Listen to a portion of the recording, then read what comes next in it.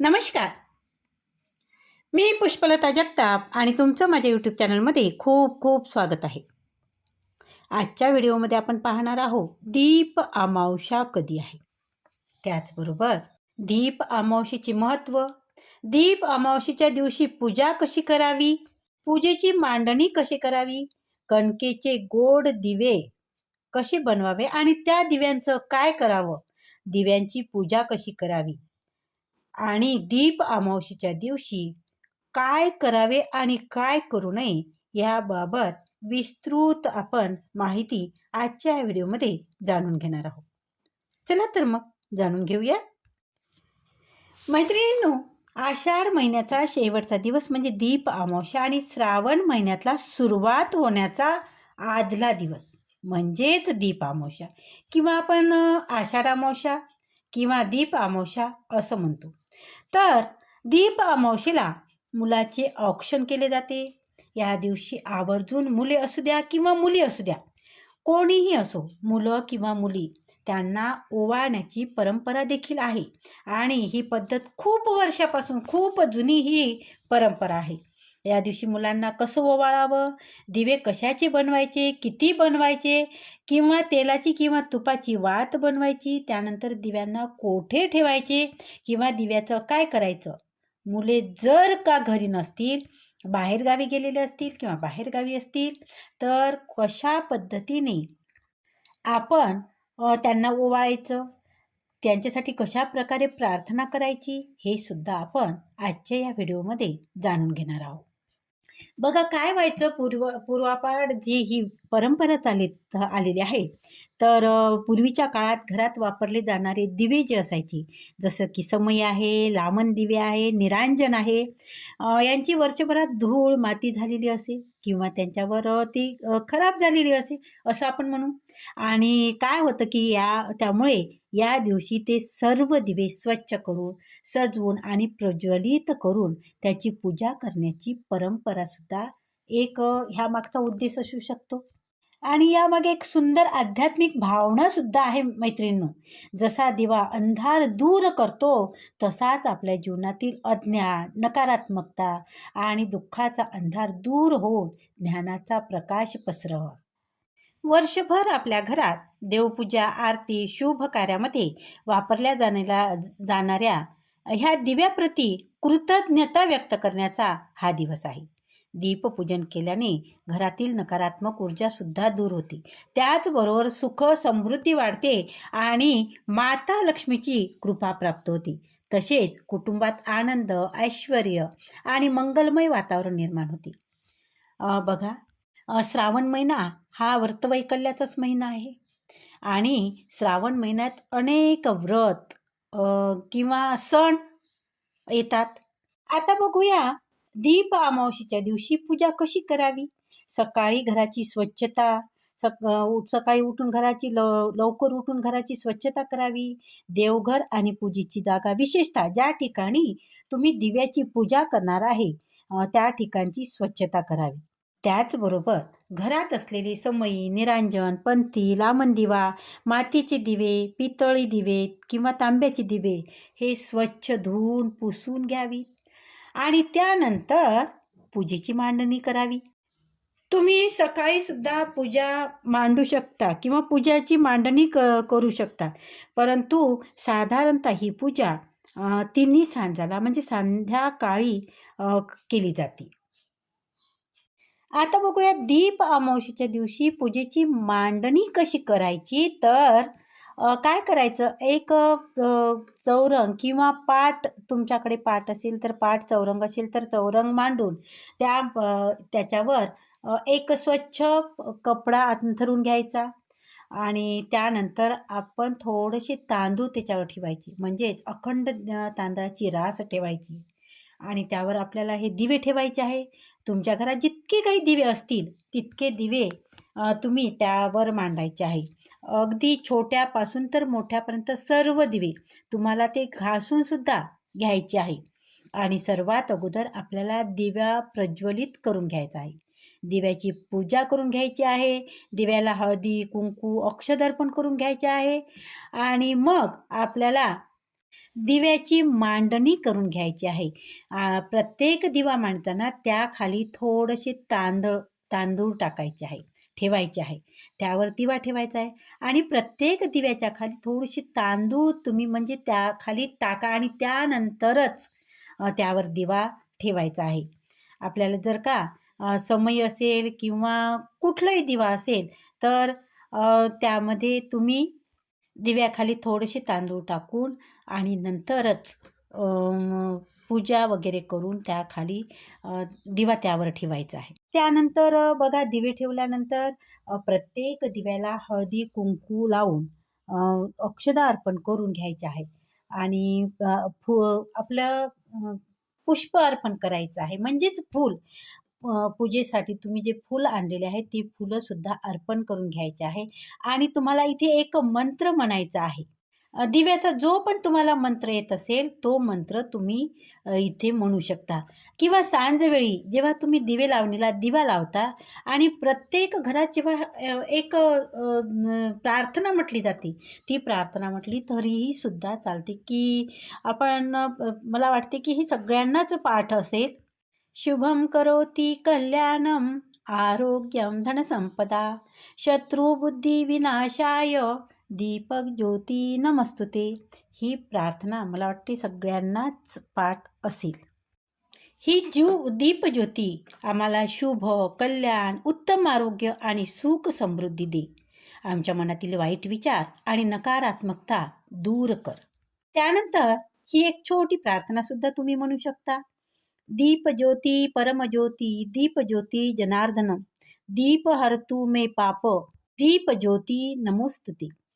त्यानंतर हात जोडून मनापासून प्रार्थना करा. हे परमेश्वरा, या दीपज्योतीप्रमाणे माझ्या आणि माझ्या कुटुंबाच्या जीवनात सदैव प्रकाश राहू दे. आमच्या घरातील दुःख, संकटे आणि नकारात्मकता दूर होऊ दे. सर्वांना उत्तम आरोग्य दे. सुख, शांती, समाधान आणि समृद्धी लाभू दे. आमच्या हातून सत्कार्य घडू दे, सत्कर्म घडू दे आणि प्रत्येकाला सुखी ठेवण्याची शक्ती दे. श्री गणेशाय नमः. दीप अमावस्येच्या दिवशी ही प्रार्थना शांत मनाने आणि श्रद्धेने म्हणणे हेच सर्वात महत्त्वाचे आहे. त्यानंतर गणपती बाप्पाची पूजा करायची आहे. प्रत्येक पूजेत आपण सर्वप्रथम गणपतीलाच मान देतो, नाही का? सर्वप्रथम आपण गणपती बाप्पाचीच पूजा करतो. 2 विड्याची पाने घ्यायची आहे. त्यावर थोडे तांदूळ ठेवून त्यावर 1 रुपयाचं नाणं आणि सुपारी स्वरूप गणपती ठेवा किंवा गणपती बाप्पाची मूर्ती ठेवा. पूजा करून घ्या त्याला सर्वप्रथम आणि त्यानंतर आपल्याला दिवे प्रज्वलित करायचे आहे. अगोदर सर्व दिव्यांना हळदी कुंकू लावून घ्यायचं आहेच आणि त्यानंतर पुन्हा आपल्याला दिवे प्रज्वलित केल्यावर पुन्हा एकदा सर्व दिव्यांना हळदी कुंकू लावून घ्यायचं आहे. आता हे करत असताना आपल्याला शुभम करोती म्हणायचं आहे किंवा तुम्ही तुमच्या कुलदेवीचे नामस्मरणसुद्धा करू शकता किंवा तुमच्या गुरुचे नामस्मरण करू शकता. बघा, निरांजनमध्ये आपल्याला तुपाची वात लावायची आहे आणि समई किंवा दिवा जो असेल तुमचा, लांबण दिवा असेल, कुठलाही दिवा असेल, त्यामध्ये तुम्ही लांब वात घालून तुम्ही त्यामध्ये दीप प्रज्वलित करू शकता. शक्यतो आता दिव्यात तेल टाकताना कुठलेही तेल चालेल, पण शक्यतो तुम्ही तिळाचे तेल घातले तर खूप चांगले. तुमच्या घरात जे पण तुम्ही दिव्यासाठी तेल वापरता असाल ते तेल घालू शकता, परंतु तिळाचे तेल वापरणे फारच चांगले. तिळाचे तेल असेल तर तिळाचे तेल वापरा. आणि या दिव्यांना पुन्हा एकदा हळदी कुंकू अक्षत फुले अर्पण करायची आहे. आता हे दीप पूजन तुम्ही जर का सकाळी करणार असाल ना तर सकाळी देखील तुम्ही हे करू शकता आणि संध्याकाळी पुन्हा एकदा तुम्हाला हळदी कुंकू अक्षता फुले अर्पण करून पुन्हा एकदा तुम्हाला त्या दिव्यांची पूजा करून घ्यायची आहे. अमावस्या तिथीला बघा, दीप अमावस्येला खास करून आपल्या पितरांचे देखील पूजन केले जाते. आपल्या पितरांना देखील तर्पणविधी केली जाते. त्यांच्या नावाने देखील तुम्हाला एक दिवा दक्षिण दिशेच्या भिंतीला किंवा दक्षिणेकडे बाहेर जरी लावला तरी चालतो किंवा दक्षिण दिशेच्या भिंतीला दक्षिण दिशेला तोंड करून तुम्हाला तो प्रज्वलित करायचा आहे. अमावस्या तिथी खास करून पितरांना समर्पित आहे आणि म्हणूनच या दिवशी आपण पितृस्तोत्राचा देखील पठण करायचे आहे.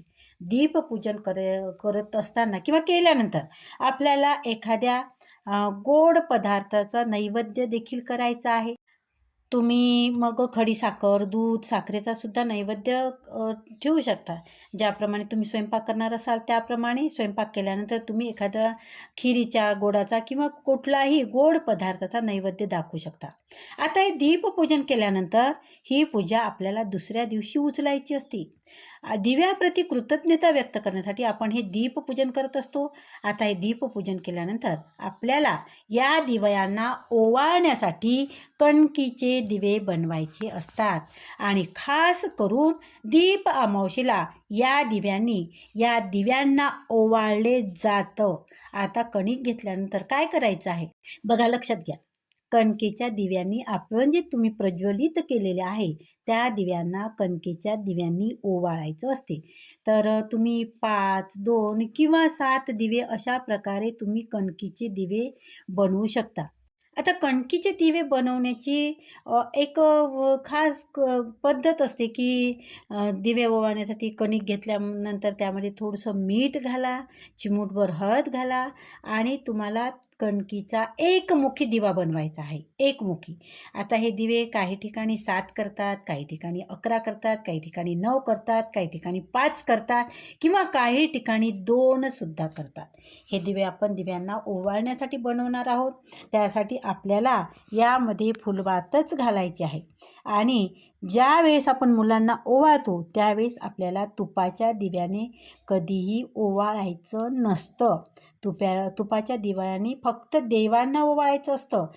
तेलाच्या दिव्याने आपण मुलांना किंवा माणसांना ओवाळत असतो. म्हणून तुपाच्या दिव्याने मुलांना ओवाळू नका. आणि ओवाळत असताना दिव्यांना आपण समोर ठेवून घ्या. त्या दिव्यांना ओवाळल्यानंतर कणकीच्या दिव्या प्रज्वलित करा, कणकीचे दिवे बनवा आणि त्यात तुम्ही फुलवात घाला. त्या दिव्यांनासुद्धा थोडं थोडं हळदी कुंकू लावून घ्या आणि ते दिवे प्रज्वलित करून त्या दिव्यांनी तुम्ही जे दिवे प्रज्वलित केले आहे त्या दिव्यांना ओवाळा. बघा, काही ठिकाणी हे दिवे गोडसुद्धा केले जातात. त्यात गुळाचे पाणी घालून हे दिवे केले जाते आणि मग हे दिवे उकळून घेतले जातात किंवा वाफूनही घेतले जातात आणि मग या दिव्यामध्ये वात घालून दिव्यांनी ह्या आपल्या पूजेच्या दिव्यांना ओवाळलं जातं. आणि दुसऱ्या दिवशी हे दिवे तुम्ही जर का गोड केले असतील तर वाफवलेले असतील तर तुम्ही त्यांच्या पुढच्या टोकाला जो काळा भाग असते तो काढून घ्यायचा आणि त्यानंतर ते दिवे तुम्ही प्रसाद म्हणून खाऊ सुद्धा शकता किंवा तुम्ही हे दिवे गाईला सुद्धा लावू शकता. आणि मुलांना ओवाळण्यासाठी तुम्हाला 2 वेगळे दिवे बनवायचे आहे. त्यामध्ये तुम्हाला तेलाची वात घालायची आहे आणि ओवाळताना मुलांना पूर्व पश्चिम दिशेला तोंड करून बसवायचं आहे आणि ह्या दिव्यांनी मुलांना ओवाळायचं आहे. ओवाळण्यासाठी आपण इतर वेळेस जसं ताट बनवत असतो त्याच पद्धतीने ताट बनवायचं आहे. दिवे घ्यायचे आहे, हळद कुंकू अक्षत किंवा रुपयाचं नाणं, सोन्याचा एखादा दागिना असेल तर दागिना घ्यायचा आहे. त्याचबरोबर आपल्याला त्या दिव्यांनी ओवाळायचं आहे. ह्या दिवशी मुलांना ओवाळण्याचं अतिशय महत्त्व आहे आणि हे दिवे देखील दुसऱ्या दिवशी तुम्ही या गोळा करून एखाद्या झाडाखाली किंवा गाईलासुद्धा तुम्ही खाऊ घालू शकता. आता बघा, दीप अमावस्येच्या दिवशी मुलांना ओवाळण्यामागची भावना काय असते तर त्यामागे मुलांच्या आयुष्यात ज्ञानाचा आणि सद्बुद्धीचा प्रकाश राहावा, त्यांना आरोग्य, दीर्घायुष्य आणि सुख लाभावं, त्यांच्या आयुष्यातील अडचणी आणि नकारात्मकता दूर व्हावी, मुलांनी चांगले संस्कारी होऊन उज्ज्वल भविष्य घडवावे अशी देवाकडे प्रार्थना केली जाते. घरातील दिव्याचा प्रकाश आणि मुलांचे अनिरागस हास्य यामुळे घरात सुख, समृद्धी आणि मंगल वातावरण राहावे अशी श्रद्धा देखील आहे. आता बघा, आणि हे करत असताना त्यामागचा संदेश काय असेल तर दिवा जसा अंधार दूर करून प्रकाश देतो तसाच आपल्या मुलांच्या आयुष्यात ज्ञान, संस्कार आणि सद्बुद्धीचा प्रकाश सदैव राहावा. आणि म्हणून ही प्रथा केवळ औक्षण करण्यापुरती न ठेवता त्या दिवशी मुलांना चांगले संस्कार, मोठ्यांचा आदर, शिक्षणाचं महत्त्व आणि चांगले विचार याची शिकवण देणे हा या परंपरेचा सुंदर अर्थ मानता येतो, नाही का? तर धन्यवाद. हा जर व्हिडिओ आवडला असेल तर व्हिडिओला लाईक करा, व्हिडिओ शेअर करा, कमेंट करा. त्याचबरोबर जर तुम्ही चॅनलवर नवीन असाल तर चॅनलला सबस्क्राईब जरूर करा. धन्यवाद. खूप खूप धन्यवाद.